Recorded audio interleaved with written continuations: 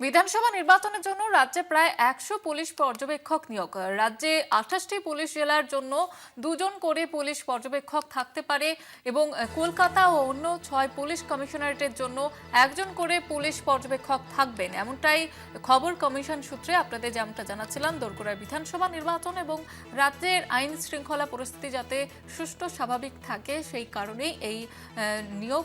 আপনাদের যেমনটা জানাচ্ছিলাম যে বিধানসভা নির্বাচনের জন্য রাজ্যে প্রায় 100 পুলিশ পর্যবেক্ষক নিয়োগ।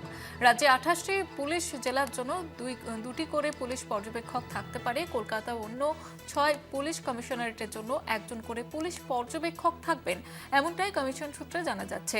বিধানসভা নির্বাচনে যাতে রাজ্যের আইন শৃঙ্খলা বজায় থাকে সেই কারণেই এই নিয়োগ।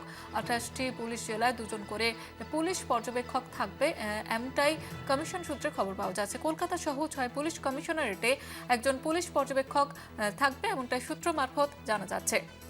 আমাদের সঙ্গে টেলিফোন লাইনে রয়েছেন আমাদের প্রতিনিধি সত্য সুন্দর ভট্টাচার্য। সত্য সুন্দর, কি খবর রয়েছে?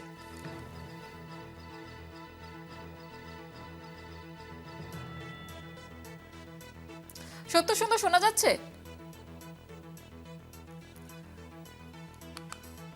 যেমনটা আপনাদের জানাচ্ছিলাম যে কলকাতা সহ 6 পুলিশ কমিশনারেটে 1 জন পুলিশ পর্যবেক্ষক থাকবে যাতে আইন শৃঙ্খলা বজায় থাকে রাজ্যে বিধানসভা নির্বাচনের আগে এই নিয়োগ, এমনটাই কমিশন সূত্রে খবর পাওয়া যাচ্ছে।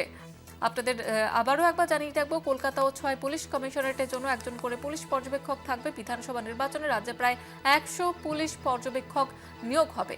28 পুলিশ জেলার জন্য 2 জন করে পুলিশ পর্যবেক্ষক থাকবে যাতে রাজ্যের আইন শৃঙ্খলা বজায় থাকে সেই কারণেই এই নিয়োগ।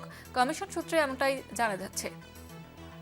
আমাদের সঙ্গে টেলিফোন লাইনে রয়েছেন আমাদের প্রতিনিধি সত্য সুন্দর ভট্টাচার্য। সত্য সুন্দর, কি খবর পাওয়া যাচ্ছে?